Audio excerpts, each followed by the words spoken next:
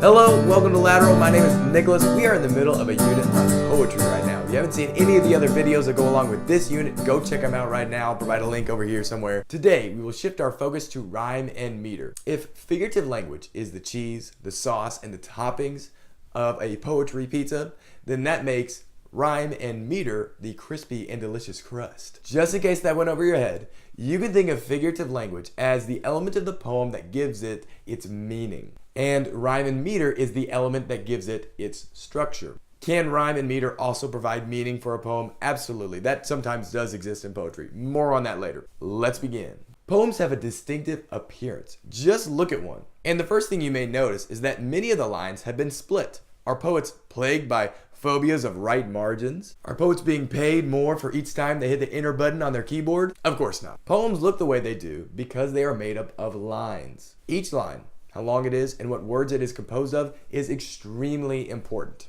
And each time that a poet chooses to cut off a phrase by skipping a line happens for good reason. Poems look the way they do because of rhyme and meter. Moving on. A chunk of lines is called a stanza.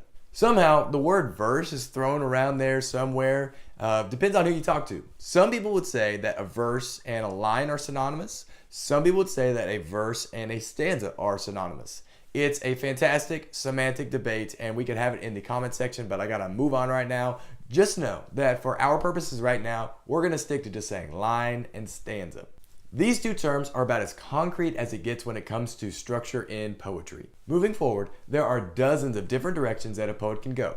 You just gotta alliterate it. Let's begin with how a poet uses or does not use rhyme in his or her poem. The following are terms that I provided for you in your next Quizlet study set. Free verse, assonance, couplet, perfect rhyme, slant rhyme, in rhyme, internal rhyme, and line and stanza will be there too. Remember, you can go to Quizlet.com and you could search lateral_study to find all of my study sets. Or if you want to, a link is in the info section.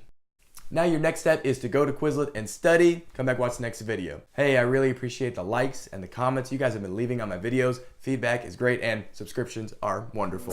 Hey, I think you should check out some of these videos. Thanks for watching this one. It's been real.